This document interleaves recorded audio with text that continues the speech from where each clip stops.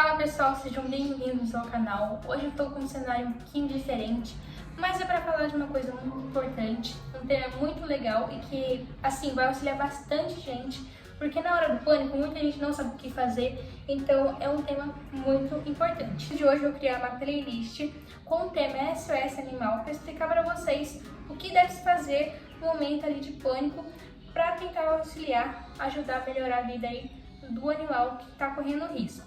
Então a gente vai abordar vários temas: picada de abelha, picada de escorpião, afogamento, e o tema de hoje é o atropelamento. Então, o que deve se fazer além de acidentes de carro? Só para deixar claro, em nenhum momento aqui desse vídeo eu vou falar para vocês, vou indicar para vocês, até porque mesmo eu não posso e também não vou indicar fármacos. Por exemplo, esse remédio aqui é muito importante e vai auxiliar ali para parar o sangue. Eu não vou passar esses fármacos.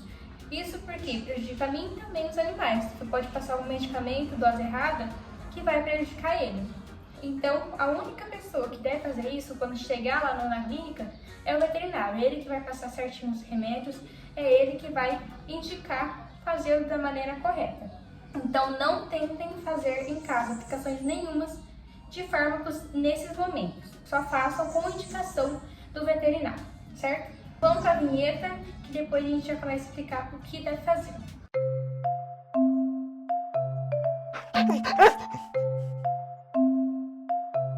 Bom, a primeira coisa que você deve fazer parece uma coisa simples, mas é avaliar a situação.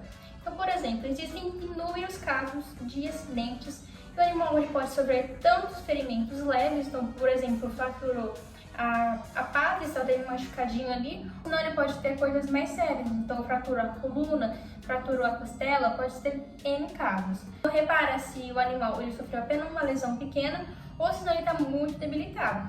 Todos os momentos precisa ligar para um veterinário, porque pode ser que no momento o animal não apresente nenhum sinal, mas ele pode ter alguma fratura interna ali que pode prejudicar ele e não exponha. Outra coisa importante é você avaliar a situação em que você está. Então, depois que você avaliar a situação, fique calmo e faça tudo com segurança, principalmente quando tiver um acidente em via movimentada.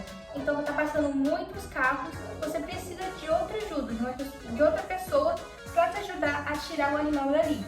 E também não são todos os momentos que você deve tirar o animal dali, porque pode ter fraturas mais graves que vai prejudicar o animal. Então, qualquer movimento prejudica o animal.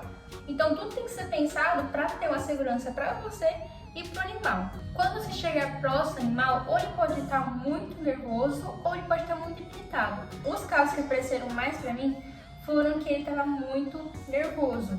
Então, ele tentava morder as pessoas, ele tentava se movimentar, mas ele não conseguia. E isso pode acontecer, até porque é normal, porque ele recebe uma pancada e ele não sabe de onde está vindo essa pancada. Por isso que ele fica muito nervoso. Por isso que é importante ter paciência, tentar se aproximar dele mais devagar, tentar fazer movimentos mais leves, mais calmos e também não ficar pressionando os locais onde teve machucado, porque vai sentir mais dor e vai ficar com mais nervosismo.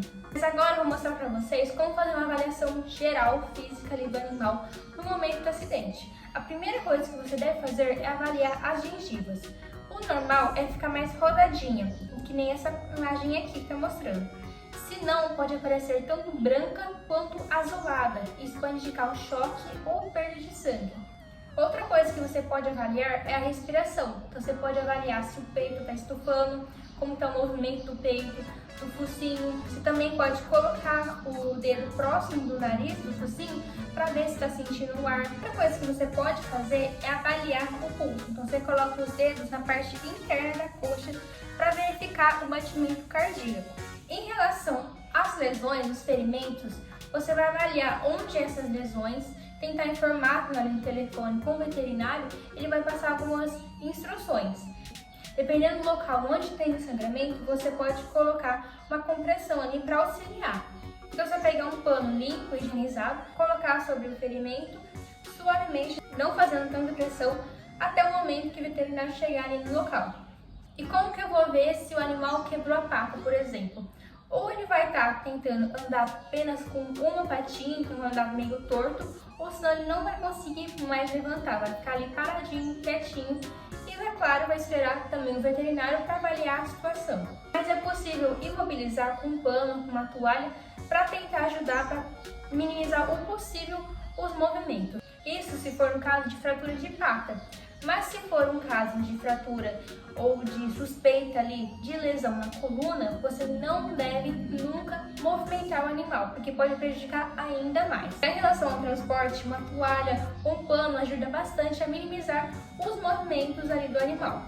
Quando você for colocar no carro, tenta colocar não pressionando os locais que estão afetados, que estão machucados. Então, por exemplo, ele fraturou a patinha, você não vai pressionar o corpo dele contra a patinha, deixando a pata embaixo do corpo. Esses casos de acidente de carro, de atropelamento, são muito variados, porque existem diferentes casos, diferentes situações. Por isso que é importante você avaliar a situação que você está, se você consegue ajudar ali no momento, ou se você precisa ali esperar no local até chegar o veterinário. De qualquer forma, é muito importante o auxílio do médico veterinário, então ligue para ele quanto antes. Ele também pode auxiliar ali no momento a passar instruções do que você deve fazer.